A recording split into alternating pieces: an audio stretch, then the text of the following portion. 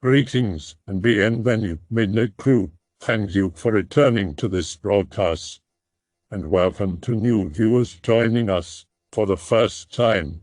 If you like a video, then feel free to subscribe. Growing up in a single-parent household, in a shit part of the city, we didn't have much. We relied on each other and the neighborhood kids that consisted mostly of immigrants from Eastern European countries. Daily routine was walk to school, walk home, avoid mom as to not do homework, and explore and play outside in our welfare complex in the neighboring valley. I got close to a kid named Zoran. His family immigrated from Bosnia. They landed in 90 or 91 when the shit hit the fan in the Balkans. He was a typical city kid. No different from us, with really solid English. His family, on the other hand, you could see and sense the sternness and silent anguish. They must have always been thinking of the ethnic cleansing that was happening, and thinking of the loved ones and friends that still had to go through it. At the time, I had no clue this was going on. One thing I noticed almost right off the hop was how strange and superstitious the grandmother was. To me, she looked very strange. Dark skin complexion, ratty clothes, and covered with medallion necklaces and beaded jewelry. In hindsight, now that I am older, she looked like the stereotypical European gypsy woman you would read or hear about. One weekend night I slept over at his house. We camped out in the basement and played Mortal Kombat, Link to the Past, Mario Kart, all the old classics until at least 2 a.m. When we were ready to hit the hay, I lay back and turned my head. His grandma was sitting on the stairs looking at us silently. God knows how long she was there. It made my heart skip a beat when I noticed her. I judged my buddy and said, "I think your grandma wants you." He turns and says, "WTF are you doing?" Then starts freaking on her in Bosnian. She argues back and then leaves. I was astounded at how a kid could talk this way to his grandparent. He says, "My grandma is a dumb gypsy. She's crazy in the head. Don't worry about her, she is weird." Next morning, we go play ball hockey with our neighborhood buddies, then play cops and robbers. We decided to go hide in the cemetery beside our townhouse unit. When we climbed over the fence and jumped down, we noticed a dark figure moving in and out of the stones off in the distance. Huge cemetery. When it stopped, it looked at us. It was his grandma, randomly strolling through the cemetery. But why, I thought, she has 0 relatives here. I could tell Zoran was embarrassed, so I kept my mouth shut. Continue our weekend fun. The next week, we all went about our routine. Around midweek at about 9:30 p.m., Zoran came to my door and asked to sleep over. My mom acted uneasy because he looked pale and wasn't too happy and silent. She allowed him to, but left to talk with his parents. I asked him what was wrong, and he said, "My grandma practices black magic. She brought bad things with her. I can't stand living with her. I see things at night in my house and I'm scared now." "What?" I asked, interested, but felt a giant sparrow in my stomach. I was nervously scared. "I don't really know. I can't explain it. Smoke, figures, a low buzzing sound. My grandma goes into a trance and shakes." "What about your parents? Don't you talk to them about it? Can't they tell her to stop?" "My parents ignore me, make up excuses for her. They just sleep and say she's an old gypsy." I was scared. I didn't want to visit the house anymore. As I was thinking, my mom got back with company. It was Zoran's dad. He came in and spoke Bosnian in a stern voice. Zoran says, "I got to go, not allowed to stay." His dad thanked my mom and they were on their way. Next day, Zoran didn't show up at school. I phoned his house, but no answer. I rode my bike near his house but did not want to knock because I didn't want to see his grandmother. Next day again. No Zoran. I started talking amongst our buddies and told them what had happened. It freaked everyone out.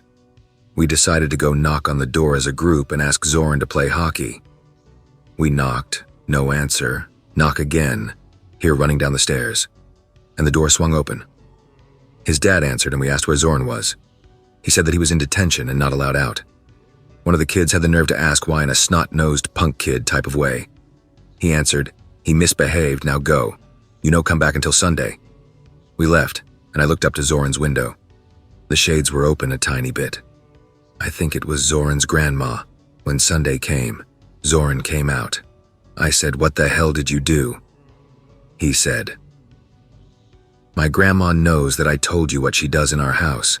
She told my parents, and I was grounded because my parents do not want stories going around about us that will embarrass them." But how did she know? She has ways to know. I can't talk about it anymore. She will know and I'll be grounded again. I was very creeped out by this fact. Later that night, my mom asked me to pick up a couple bags of chips and a bottle of pop. I jumped on my bike and pedaled for the store. I took a shortcut through the cemetery. This isn't as creepy as one would think. It's a very large cemetery with paved roads on a busy street. It doesn't have the same aura as a creepy one you'd find in the country. On my way back, I went back through the cemetery and I saw his grandmother strolling through the yard. It's night, no one is here. She stopped and looked at me. I lifted my hand and did a single wave. She didn't say hi, turned and kept moving. I thought, what a mean witch. As I got out the cemetery to the sidewalk, I turned and hiked for 20 feet or so. I looked back into the cemetery and she was halfway up the fence. I stopped. She scaled to the top of the fence, then climbed down the other side. I thought, what in the fuck? How does she do that? She's like 72 to 76 years of age. I pedaled home and told my mom.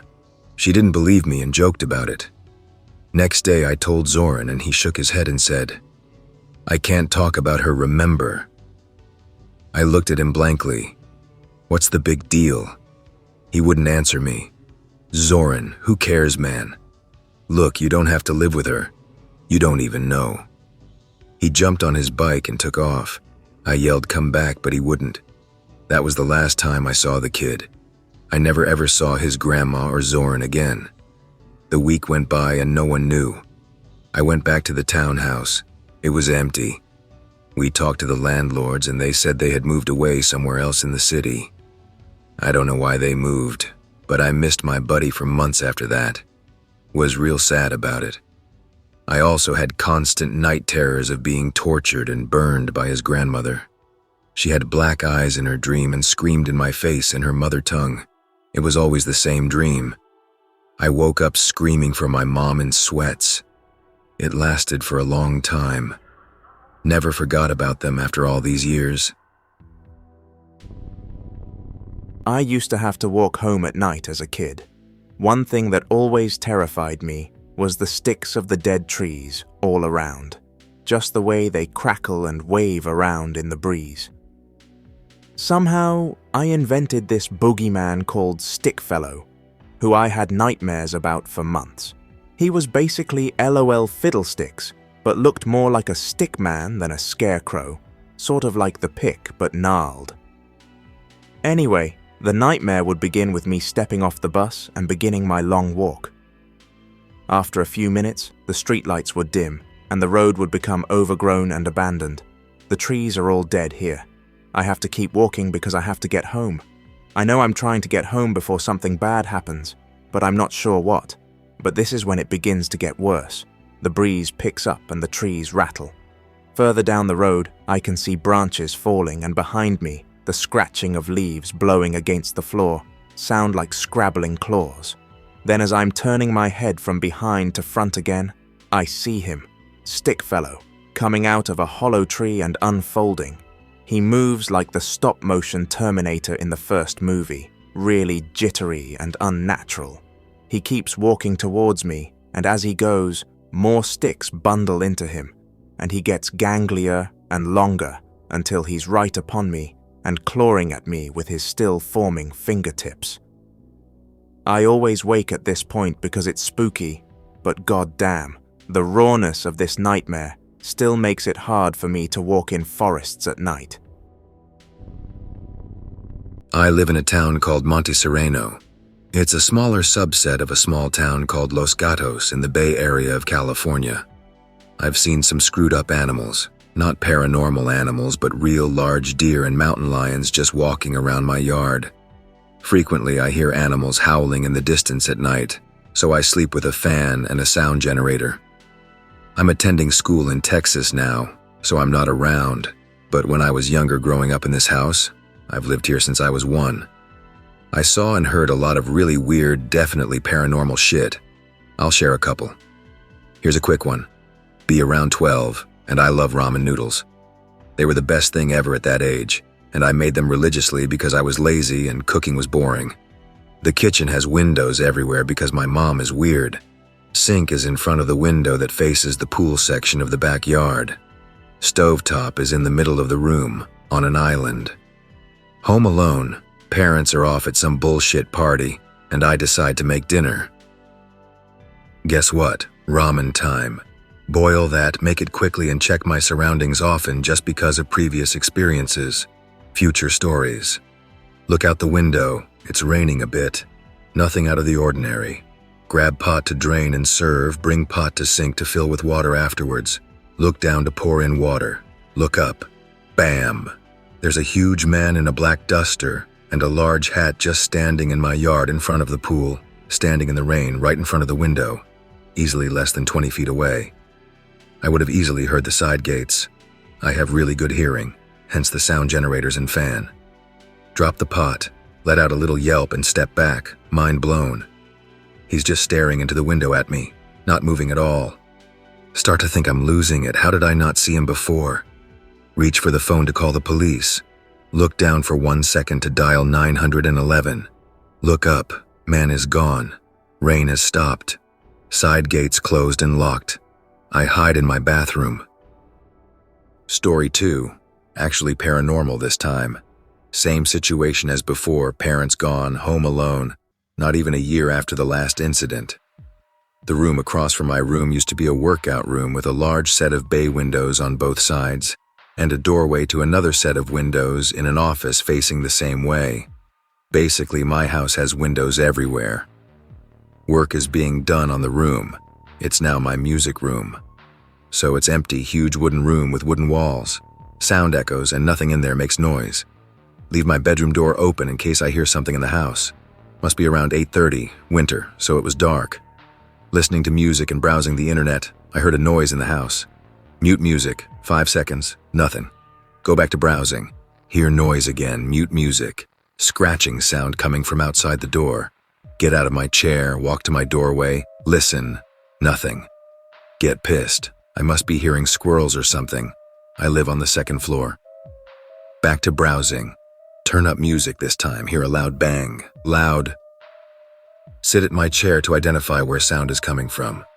Scratching noise starts up again. Go to the doorway, facing the windows, and open the room. Nothing happens. I stayed there this time. The house was completely silent aside from the noises earlier.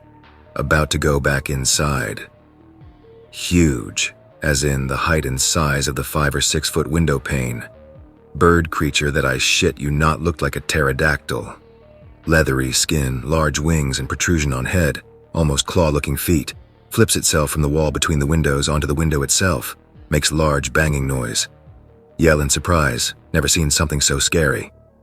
The creature pushes off the window, opens its wings, and flaps away in like 3 seconds towards this large tree we have in our yard. Call the police, I don't know what they'd do. They come, search the outside. Ivy on the walls is torn up on the 2nd story. Large scratches on windows. We had to replace the windows. Last one for tonight. Be about 17, driving home from a friend's house. My house is up on a hill. I sit on the edge of a ravine where I can hear the animals. Large, winding road up to my street. Just heard some folks were selling drugs there lately this week, actually. Driving with brights because I usually see deer. See a reflection. Think it's car lights, so I turn off the brights. Reflection dims, so it's not a car. Slow down to about 5 miles per hour and turn brights on again. Huge, and I mean huge cat animal standing in the street facing me, just sitting there. I'm driving in a full-size SUV. This thing is up a hill but easily about 3/4 the height of the car. Muscle structure like a lion or something, not sleek like a puma. Stop completely, lock doors, and turn off music in fear. The thing looks away. The reflection is gone. The thing looks back. It gets up on its hind legs and starts sniffing the air. I contemplate backing up and turning around in fear, but don't, because of being halfway up a winding road and also because of fear. Another car's lights come up behind me. The creature sits down and turns away. Long-ass body with long arms, explains its height. Barely a tail at all, shiny coat. Rears back and leaps away like a frog. Can barely move, the car pulls up behind me. Guy honks his horn quickly. I start to go slowly. The speed limit is like 20 miles per hour, but I'm imagining that thing jumping into my car. Get up the hill some. Car behind me stops for a couple seconds, sees a light like he's turning his high beams on, even though I'm ahead of him by like 200 feet or so. Think about what just happened. Drive away in fear. Get home safely. Never put the key in the lock so quickly ever. Pets start disappearing and being left on doorways mangled and half-eaten. I've been hearing snarls outside my window at night like a puma for a week or two. I had a strange experience once where my intuition was fixated on the notion I was being followed home. I live in a rural area, surrounded by farm fields. I went into the city one night to see a movie with my girlfriend.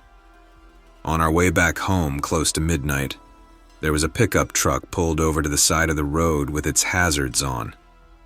It seemed odd because it was on a relatively populated street, about 15 minutes from home. Some rural streets have more houses.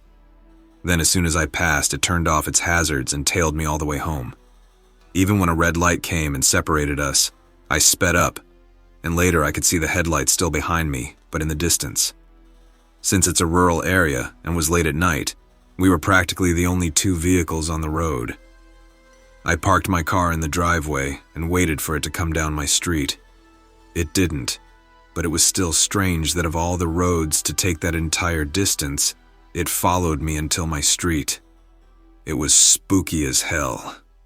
Thinking about it, this reminds me of two strange instances beforehand. One where a car was parked on my street just a few yards from my driveway, again late at night, with its hazards on. I was on my way home at this point and spotted the car. My street is not a main road, so I pulled over to see if they were okay. Since I live right there, I figured I could help. Before I could get close, they yelled out to me that they were fine, and I heard them reply to someone on their phone. So they were just sitting there talking on their phone in the middle of the country late at night. Why? Why on such a minor road, too? So I got back in my car and went down my driveway, parked in water a few minutes. They didn't leave until I was already in my house. Another time, a car I swear I had seen before, the one mentioned above, rode slowly past my house and came to a stop briefly in the exact same spot, just a few yards from my driveway. After a few moments, it drove away. The reason I was suspicious of the car near my house is because apparently we get thefts here. People breaking into cars and garages. The truck that tailed me until my street, though, that was just pure intuitive feelings.